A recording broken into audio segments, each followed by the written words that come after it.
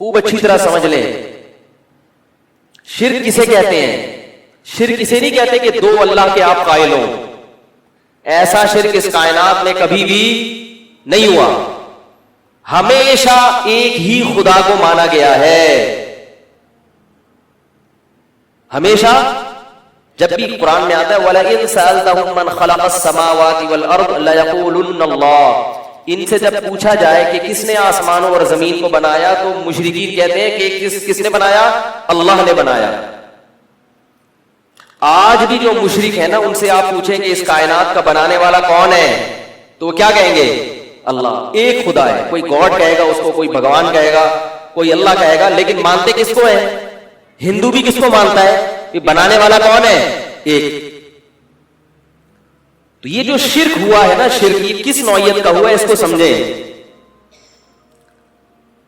شرک یہ ہوا ہے کہ اللہ نے سب کچھ بنایا, سارے اختیارات کس کے پاس ہیں؟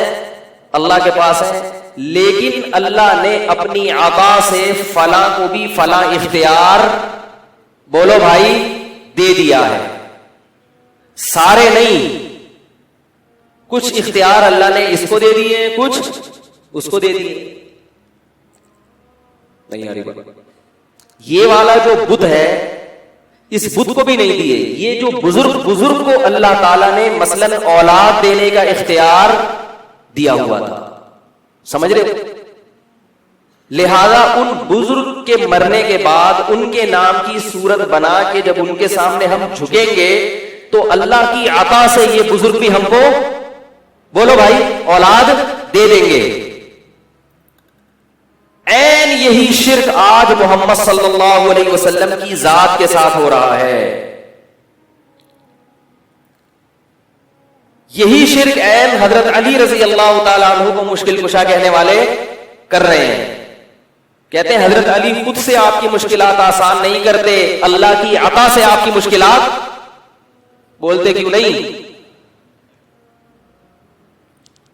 یہ جو نوح علیہ السلام کے دور میں 5 بڑے بڑے بت تھے, ود, سوا, یغوث, یعوق, نصر, یہ اصل میں 5 بڑے بڑے بزرگان دین تھے, اللہ والے لوگ تھے.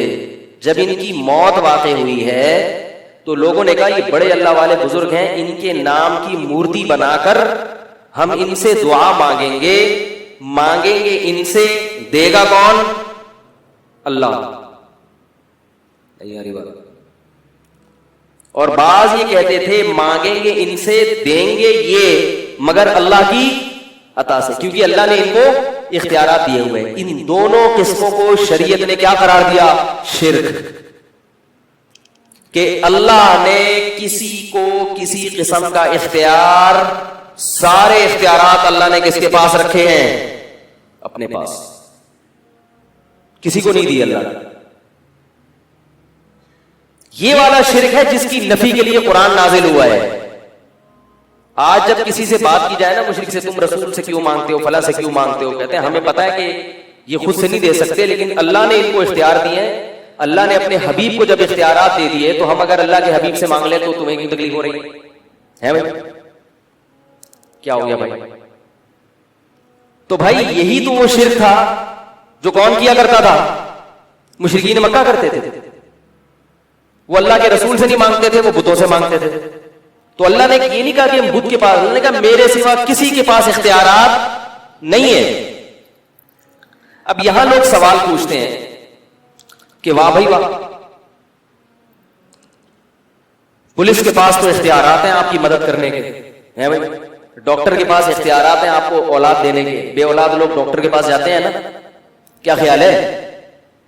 تو کیا اللہ کے نبی کے پاس نہیں ہو سکتے ہیں بھائی؟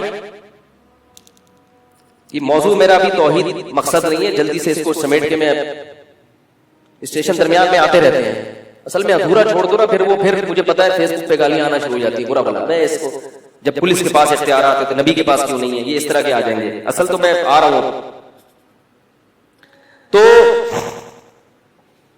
بعض دفعہ ایسا ہوتا ہے نا کہ کہیں سے جا رہے ہیں تو راستے میں اسٹیشن اتنا اچھا لگا کہ چلو یہیں اتر جاؤ یار, کیا ایسا بھی ہوتا ہے. تو یاد رکھو پولیس جو مدد کرتی ہے وہ اسباب کے تحت کرتی ہے. اسباب کے تحت تو سب کے پاس سب کچھ ہر قسم کے اختیارات ہیں، اور وہ صرف نبی کے پاس نہیں ہیں اسباب والے. آپ خود مانتے ہیں کہ وہ کس کے پاس ہیں؟ پولیس کے پاس نہیں ہے. تو پھر پولیس سے معاذ اللہ، پھر پولیس کو، پھر تو پولیس کا مقام بھی بہت اونچا ہو گیا نا. آپ مانتے ہیں کہ پولیس کے پاس جس قسم کے اختیارات ہیں، ہم ان اختیارات کی بحث نہیں کر رہے.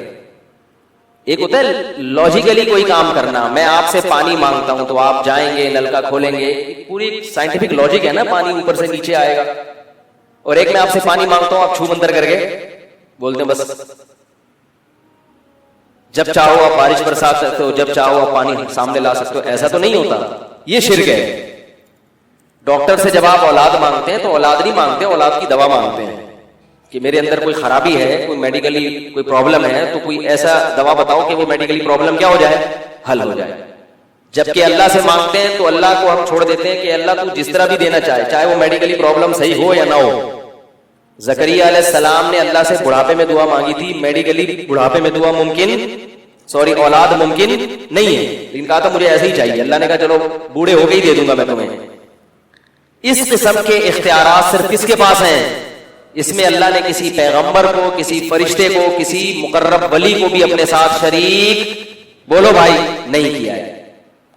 اور اگر آپ نے یاد رکھو، خوب اچھی طرح سمجھ لیں، اللہ شرک کے معاملے میں بہت حساس ہے، کیونکہ یہ غیرت کا معاملہ ہے. مانگنا صرف کس سے ہے؟ اللہ سے. اگر آپ نے اللہ کے سوا کسی اور سے مانگنا شروع کر دیا اور وہ اسباب سے ہٹ کے مانگنا ہو تو پھر میرے بھائی بخشش کا امکان ختم. اللہ کا واسطہ دے کے کہتا ہوں کہ مزاروں پہ جانا بولو بھائی بند کر دو. کچھ بھی نہیں رکھا مزاروں پہ، کچھ بھی نہیں ہے. میں جب سفر پہ جاتا ہوں نا تو پھر ایک ٹیلی فون کے ذریعے، اور ٹیلی فون سے بھی زیادہ سفر میں لوگوں کا پتہ چلتا ہے. ایک مرتبہ میں پنجاب سے آ رہا تھا بائی ٹرین، تو اسٹیشن پہ ہم بیٹھ گئے ٹرین کے انتظار میں. تو ایک پڑھا لکھا لڑکا میرے ساتھ آ کے بیٹھ گیا، لگ رہا تھا شکل سے لباس سے پڑھا لکھا ہے. گپ شپ شروع ہو گئی. میں نے کہا کدھر کی روانگی؟ کہہ رہے کراچی جا رہا ہوں. میں نے کہا کہاں؟ کہہ رہے وہ عبداللہ شاہ غازی کے مزار پہ. میں نے کہا شکل سے تو پڑھے لکھے لگ رہے ہو یار. تو کہہ رہے کیا ہوا؟ مزار پہ جا کے میں اللہ سے مانگوں گا، عبداللہ شاہ غازی سے تھوڑی مانگوں گا. تو میں نے کہا اللہ سے مانگنے کے لیے اللہ نے مسجدیں بنائی ہیں، مزار بولتے کیوں نہیں؟ اللہ سے مانگنے کے لیے کیا ہے؟ مسجدیں ہیں، مزار تھوڑی ہے. بہت سمجھایا، مگر جیسے روحانی علاج والوں کی عقیدت ایک دفعہ جب دل میں بیٹھ جائے نا، دلائل کے انبار لگا دو مگر بات سمجھ میں، یہ اندر کوئی فالٹ ہوتا ہے.